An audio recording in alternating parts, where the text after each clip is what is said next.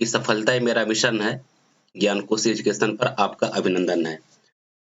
आज हम लोग एक शानदार वीडियो का अध्ययन करेंगे। हिंदी साहित्य लेखन की परंपरा का शुरुआत कैसे हुआ और उसके बारे में हम लोग डिटेल अध्ययन करेंगे। ये निस्संदेह आपके लिए यह वीडियो काफ़ी महत्वपूर्ण है, जो आपकी परीक्षा के लिए मील का पत्थर साबित होगा। क्योंकि यह इतिहास लेखन की परंपरा से हमेशा 2 या 3 प्रश्न तो पूछे ही जाते हैं। वीडियो कोई बहुत बड़ा नहीं है, लेकिन फिर भी यह बहुत महत्वपूर्ण है, ठीक है? और आप पूरा वीडियो देखने के बाद ही आप इसका एनालिसिस कर पाएँगे कि वीडियो कैसा है। यह मुझे पता है कि इधर आपको 2-3 दिन से वीडियो नहीं मिल रहा था और आप इसका वेट भी कर रहे थे। लेकिन कुछ निजी व्यस्तता के कारण मैं वीडियो नहीं दे पा रहा था, लेकिन अब फिर आपको कंटिन्यू वीडियो मिलेगा, ठीक है ना? तो चलिए आइए हम लोग आगे बढ़ते हैं।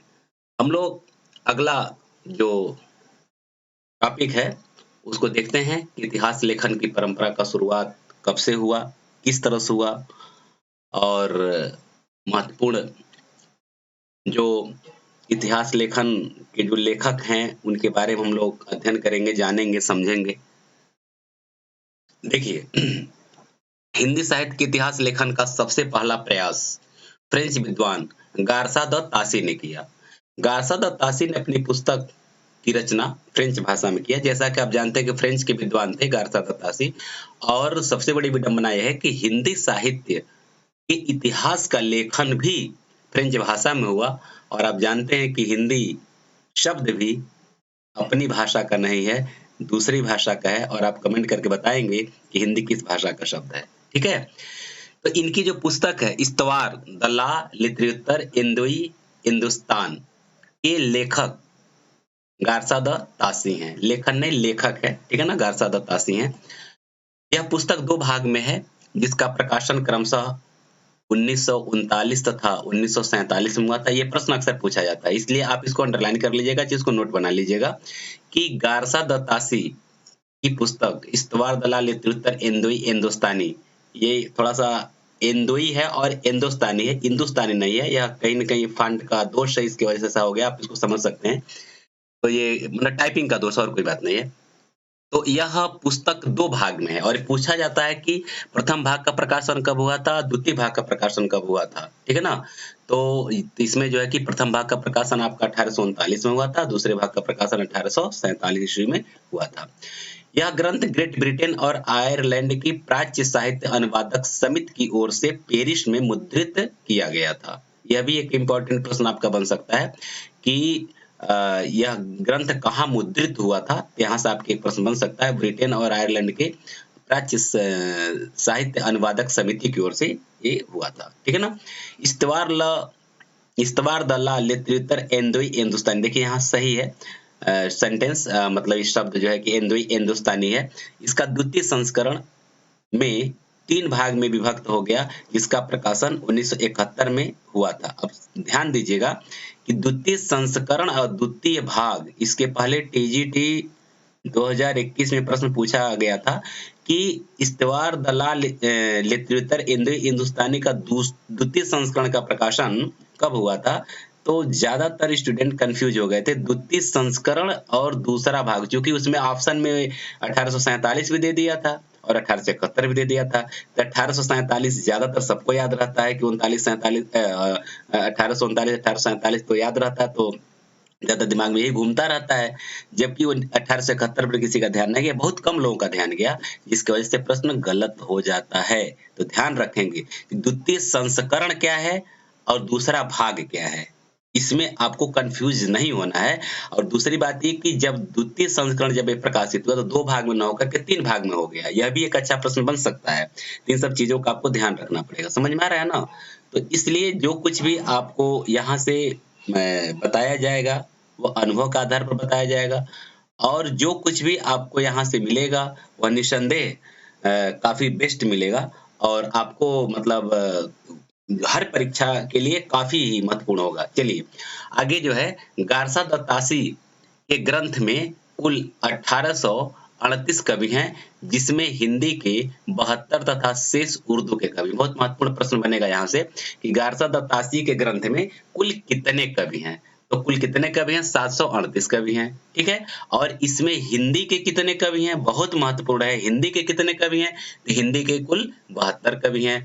उसके बाद जो 72 के बाद जितने जो कवि हैं वो उर्दू के कवि हैं, ठीक है ना। डॉक्टर लक्ष्मी सागर वार्ष्णेय ने तासी के ग्रंथ यानी गारसा द तासी के ग्रंथ का हिंदी अनुवाद हिंदुई साहित्य का इतिहास नाम से प्रकाशन सन 1952 में कराया। तात्पर्य ये कि ये प्रश्न यहाँ से पूछा जा सकता है कि हिंदू साहित्य का इतिहास किसका लिखा हुआ है, एक प्रश्न आपका यहाँ से बनेगा। तो लक्ष्मी सागर वार्ष्णेय होगा। अच्छा, गारसा द तासी के ग्रंथ का हिंदी अनुवाद किसने किया? तो उसका भी उत्तर होगा डॉक्टर लक्ष्मी सागर वार्ष्णेय। अच्छा, उसके बाद एक प्रश्न यहाँ से बन सकता है, हिंदुई साहित्य का इतिहास का प्रकाशन कब हुआ था? तो 1952 ईस्वी में हुआ था। तो ये 3 प्रश्न आपके एक वाक्य से मिल सकते हैं। इसलिए मैं आपको वन लाइनर जो क्वेश्चन देता हूँ उसमें से मैं बताऊं कि आप एक ही लाइन में 2-2, 3-3, 4-4 प्रश्न बना सकते हैं और इन्हीं तरह से प्रश्नों को आपको समझना होगा कि प्रश्न कहाँ से और कैसे बोर्ड द्वारा पूछा जा सकता है, बोर्ड का दिमाग कहाँ तक जा सकता है, उसी को दृष्टिकोण में रख करके यहाँ से आपको वीडियो प्रोवाइड कराया जाता है। तासी की पुस्तक इस्तवार द लॉ लिटरेचर हिंदवी हिंदुस्तानी में हिंदुई के लिए हिंदवी यानी हिंदी और हिंदुस्तानी के लिए हिंदुस्तानी यानी उर्दू शब्द का प्रयोग किया गया है। मतलब तासी का जो पुस्तक है इस्तवार द लॉ लिटरेचर हिंदुस्तानी, इसमें जो हिंदुई है ये हिंदी के लिए प्रयुक्त हुआ है और हिंदुस्तानी उर्दू के लिए प्रयुक्त हुआ है, ठीक है ना। हिंदी साहित्य लेखन की परंपरा में हिंदी भाषा में लिखा गया प्रथम ग्रंथ श्री महेश दत्त है, यहाँ थोड़ा मिसप्रिंट, इसको समझ लेंगे। महेश दत्त शुक्ल द्वारा रचित भाषा काव्य संग्रह है। यानी कि इसके पहले एक प्रश्न मैं आपको दे चुका था क्विज में, हिंदी साहित्य लेखन की परंपरा में हिंदी भाषा में लिखा गया प्रथम ग्रंथ यह किसका है? महेश दत्त शुक्ल का है, जो भाषा काव्य संग्रह के नाम से है। भाषा काव्य संग्रह का प्रकाशन सन 1873 ईस्वी में नवल किशोर प्रेस लखनऊ से हुआ था। बहुत अच्छा प्रश्न यहाँ से बन सकता है कि भाषा काव्य संग्रह का प्रकाशन कब हुआ था? तो 1873। और कहाँ से ये प्रकाशित हुआ था, किस प्रेस से? तो नवल किशोर प्रेस लखनऊ से प्रकाशित हुआ था, ठीक। चलिए, शिव सिंह सेंगर ने शिव सिंह सरोज नाम से हिंदी भाषा में दूसरा महत्वपूर्ण इतिहास लिखा। एक चीज मैं आपको और बता देना चाहता हूँ, कभी कभी ऑप्शन में अगर महेश दत्त शुक्ल का भाषा काव्य का संग्रह न हो और पूछा जाए हिंदी साहित्य के लेखन की परंपरा हिंदी भाषा में लिखा गया कौन सा ग्रंथ है, तो आप सीधे शिव सिंह सरोज को लगा सकते हैं यदि ऑप्शन में भाषा काव्य संग्रह न हो तो। लेकिन यदि भाषा काव्य संग्रह हो तब भूल कर भी वैसी गलती नहीं करेंगे, आप शिव सिंह सरोज को पहला हिंदी भाषा में लिखा गया ग्रंथ नहीं मानेंगे। बात समझ में आ गई ना। तो इस तरह से आपको जो प्रश्न बनते हैं इन प्रश्नों को कैसे बोर्ड समझ सकता है, कहाँ तक उसका दिमाग जा सकता है, उस एंगल से आपको सोचना होगा।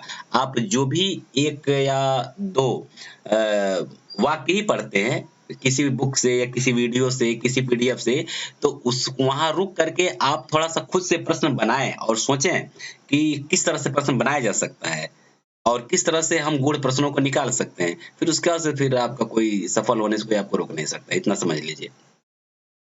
तो देखिए, शिव सिंह सरोज का प्रकाशन 1883 ईस्वी में हुआ। शिव सिंह सरोज में 1 सहस्त्र माने 1000 के लगभग माना जाता है, लेकिन कुल कवियों की संख्या मतलब एक्यूरेट जो कवि हैं ये 838 कवि हैं, लेकिन माना जाता है कि 1000 कवियों का उसमें उल्लेख किया गया है। और भाषा माने हिंदी के कवियों का जीवन चरित्र तथा उनकी कविताओं के उदाहरण दिए गए हैं। मतलब ये कि शिव सिंह सरोज का प्रकाशन तो ये आपको क्लियर रखना पड़ेगा 1883, और इसमें कितने कवियों का उल्लेख किया गया है? तो 838 कवियों का उल्लेख किया गया। अगर 1000 के लगभग दे तब भी कोई बात नहीं है, आप उसको टिक कर सकते हैं। यदि 838 न हो तो, यदि 838 अगर है और 1000 भी है तो आपको 838 ही करना है। और मतलब उसमें किस तरह का है, तो कवियों का जीवन चरित्र है और उनकी कविताओं का उदाहरण है, बस इसमें इसी का केवल उल्लेख किया गया है, ज्यादा कुछ नहीं है। सन 1888 ईस्वी में एशियाटिक सोसाइटी ऑफ बंगाल की पत्रिका के विशेषांक के रूप में ग्रियर्सन द्वारा रचित the modern vernacular literature of Hindustan का प्रकाशन हुआ। ये तो आप सब जानते हैं कि the modern vernacular literature of Hindustan का ये लेखक कौन है, इसका प्रकाशन कहाँ से हुआ था, ये तो आपको जानना जरूरी है। ठीक है, अगला, जॉर्ज ग्रियर्सन द्वारा रचित modern vernacular literature of Hindustan को सच्चे अर्थों में हिंदी साहित्य का पहला इतिहास ग्रंथ माना जा सकता है, क्योंकि इसके पहले जो इतिहास ग्रंथ जो लिखे गए हैं, तो जैसे मान लीजिए कि अगर शिव सिंह सरोज की बात किया जाए, तो हिंदी भाषा यानी कि हिंदी के कवियों का जीवन चरित्र, उनकी कविताओं को उदाहरण दिया गया है, न कि इतिहास ग्रंथ है, यानी काल विभाजन उसमें नहीं किया गया है। लेकिन अगर सच्चे अर्थों में काल विभाजन की बात अगर किया जाए, तो modern vernacular literature of Hindustan में ही है। और अगर इस तरह का प्रश्न अगर आता है कि सच्चे अर्थों में हिंदी साहित्य का पहला इतिहास ग्रंथ कौन है, तो आप लिख सकते हैं the modern vernacular literature of Hindustan. ठीक है ना। ग्रियर्सन ने अपने ग्रंथ में कुल 952, यहाँ भी लगभग 1000 के आसपास मान लिया जाता है, तो लेकिन कुल 952 कवियों को शामिल किया है, या अपने ग्रंथ में 952 कवियों के इन्होंने उल्लेख किया है। डॉक्टर किशोरीलाल गुप्त ने the modern vernacular literature of Hindustan का हिंदी साहित्य का प्रथम इतिहास शीर्षक से हिंदी अनुवाद किया, जिसका प्रकाशन सन 1957 ईस्वी में हुआ। तो एक चीज और यहाँ से आपको मिल सकता है कि हिंदी साहित्य का प्रथम इतिहास इसका लिखा हुआ है, तो डॉक्टर किशोरीलाल गुप्त का है। ठीक है ना।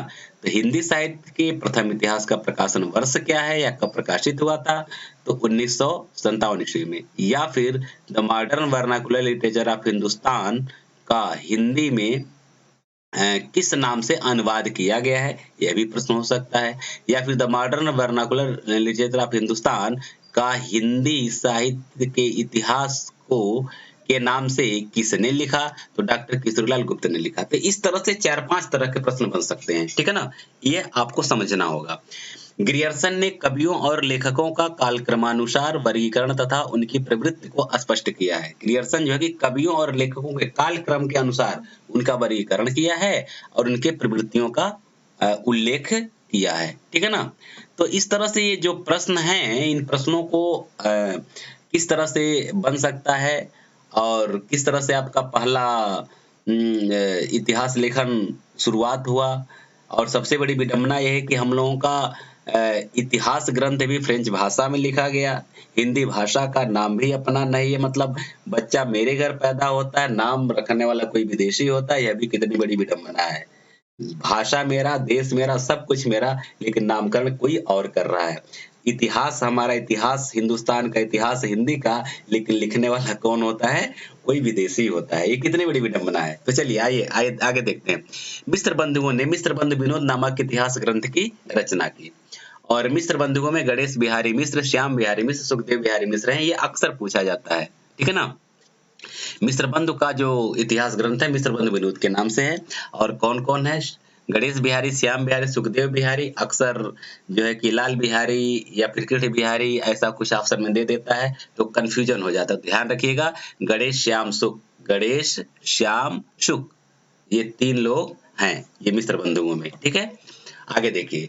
मिस्र बंधु विनोद 4 भाग में विभक्त है। कितने भाग में विभक्त है, 4 भाग में। पहला प्रश्न आपका ये बनेगा कि मिस्र बंधु विनोद कितने भाग में विभक्त है, तो 4 भाग में विभक्त है, जिसमें प्रथम 3 भाग का प्रकाशन कब हुआ था, तो 1913 ईस्वी में हुआ था। और चौथे भाग का प्रकाशन कब हुआ था, तो 1934 ईस्वी में हुआ था। इस तरह से 3-4 प्रकार के प्रश्न यहाँ से बन सकते हैं, तो इसको आप अपने ध्यान में रखेंगे, फिर नोट्स बना लेंगे।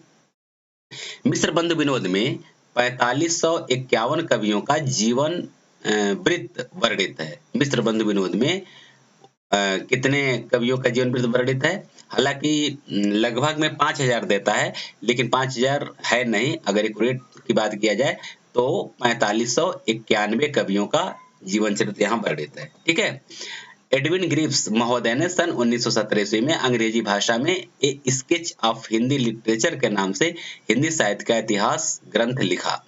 एडविन ग्रीव्स महोदय कब, 1917 ईस्वी में। किस भाषा में, अंग्रेजी भाषा में। क्या लिखा, ए स्केच ऑफ हिंदी लिटरेचर लिखा। ठीक है ना। और हिंदी साहित्य का एक संक्षिप्त इतिहास ग्रंथ भी, मतलब इसका एक इसी नाम से हिंदी साहित्य का संक्षिप्त इतिहास ग्रंथ इन्होंने लिखा है। ठीक है।